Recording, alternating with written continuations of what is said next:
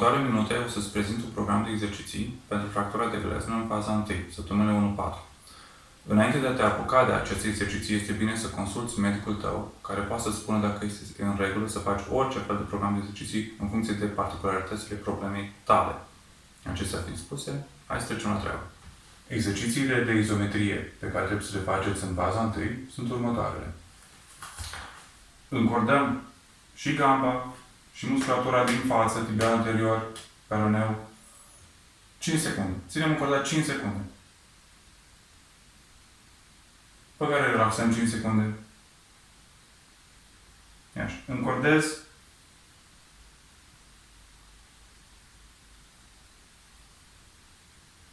Relaxez. Facem încă o dată. Încordez. Relaxez. Fac asta de 5 ori.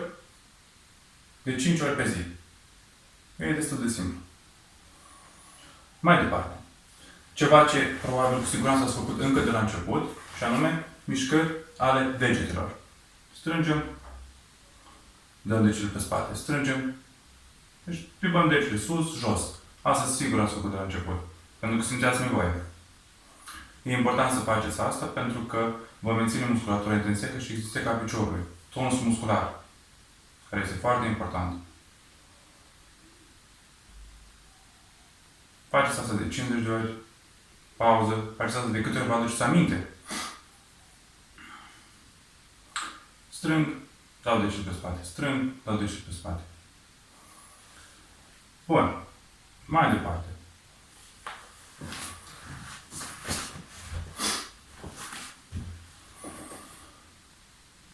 Pentru a aduce mai mult sânge în zona fracturii și pentru a grăbi procesul de recuperare, este important să mobilizăm întregul membru inferior. Și pentru asta avem niște exerciții simple. Primul exercițiu pe care o să-l facem, o să-l facem culcat cu fața sus. O să ridic piciorul sus, încordez quadricepsul, las jos piciorul, ridic piciorul sus, încordez quadricepsul, da? Musculatura din față, musculatura din față de aici, las jos, ridic piciorul, încordez cât de tare pot aici, la fel, 5 secunde, și las jos. 3 serii de câte 10 repetări. Mai departe. Putem să stăm pe o parte. Da? Spatele cât mai drept. Ridic piciorul sus. Încordez aici gluteul, fesiorul mijlociu. Las jos încet. Aceeași regulă. 5 secunde. Ridic piciorul sus. Număr 1, 2, 3, 4, 5. Și las jos. Și din nou. Ridic. 1, 2, 3, 4, 5. Și las jos. Aceeași regulă. 3 serii de câte 10 repetări. Mai departe. Cu fața în jos.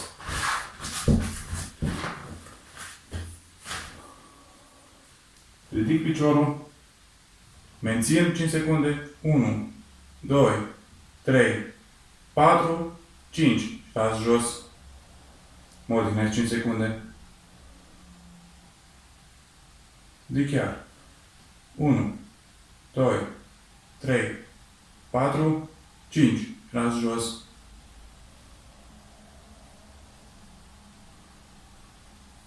Din nou.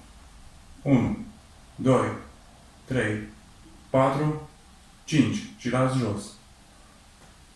Aceeași regulă. 3 serii, 10 repetări. Alternativ, exercițiul ăsta se poate executa și așa. Stând pe celălalt genunchi, ridic piciorul sus. 1, 2, 3, 4, 5. Las jos. Iarăși. 1, 2, 3, 4, 5. Las jos. Ridic. 1, 2, 3, 4, 5. Las jos. 3 serii, 10 repetări. Următorul exercițiu privește musculatura din interiorul coapsei. Pentru a-l executa avem nevoie de un scaun sau o masă pe care să sprijinim piciorul sănătos,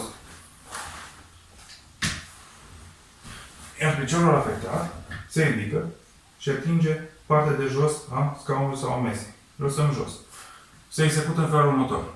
Ridic, țin 5 secunde, 1, 2, 3, 4, 5 și cobor încet. Mă odihnesc 5 secunde și din nou. Ridic, 1, 2, 3, 4, 5. Cobor jos încet. Și din nou. Ridic, 1, 2, 3, 4, 5. Și cobor încet. Ca mai devreme, 3 serii, 10 repetări. Ne sprijinim cu mâinile de o masă, de un birou, de ceva. Și exercițiul pe care vreau să-l fac este să îndoi genunchiul, să duc călcâiul spre șezut. Ridic, țin 5 secunde, las încet înapoi jos. Îndoi genunchiul, 1, 2, 3, 4, 5. Las înapoi jos. Din nou. Ridic. 1, 2, 3, 4, 5. Las înapoi jos. Încercați să nu duceți genunchiul în față când înduiți. Șoldul stă nemișcat, îndoi doar genunchiul spre înapoi. 1, 2, 3, 4, 5. Cobor. Pentru cei care au o condiție fizică mai bună, sunt mai sănătoși, nu au probleme cu inima sau alte tulburări care le pot pune în primejdie sănătate dacă fac efort fizic, vă propun următoarele exerciții complementare. Și hai să începem cu primul exercițiu, cel în care am făcut flexia șoldului. Sau mai bine zis, am ridicat piciorul sus pe tavan. Diferența este că, fără asta o să facem așa. O să ridic piciorul spre tavan, o să încurtez quadricepsul, dar o să mă ridic pe celălalt picior. Și țin alea 5 secunde. 1, 2, 3, 4, 5. Și cobor, mă odihnesc 5 secunde. Din nou. Ridic, încordez, 1, 2, 3, 4, 5. Las înapoi jos.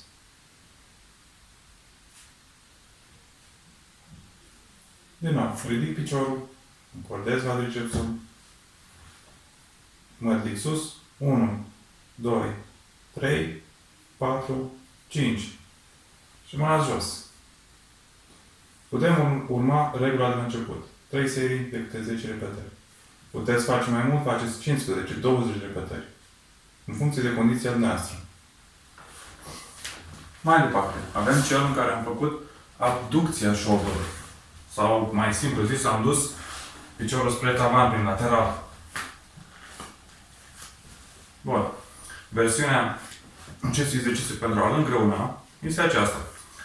Mă ridic, mă sprijin pe cot și ridic celălalt picior sus pe tavan. 1, 2, 3, 4, 5. Mă las jos. Exercițiul destul de solicitant. Din nou. Mă ridic sus, ridic piciorul pe tavan. 1, 2, 3, 4, 5. Mă las jos.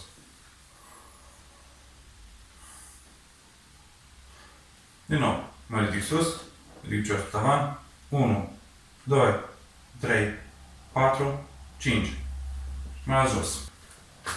Pentru exercițiul în care am dus piciorul spre înapoi, spre tavan, din poziția cu fața în jos, putem să ridicăm amândouă picioarele spre înapoi, spre tavan, să apim spatele și să ridicăm și pieptul sus de pe sol.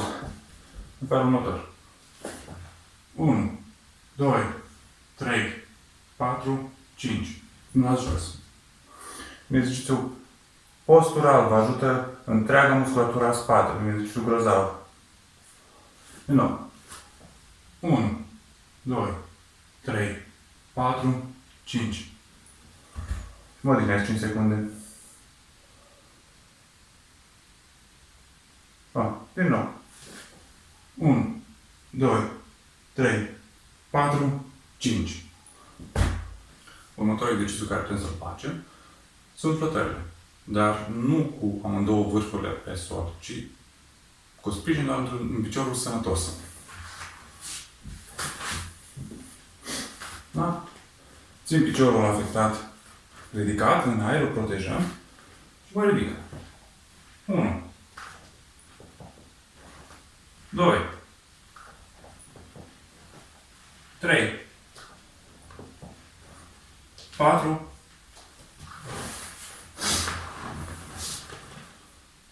În funcție de noastră, câte repetări vreți. 10 flotări, 15 pauze, mai faceți încă o serie, pauză, încă o serie.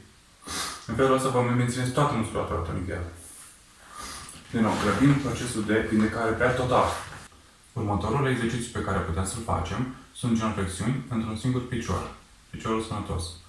Putem să facem de pe un scaun, pe de la marginea patului. Executăm în felul următor. Mă ajut cu mâinile inițial să mă ridic.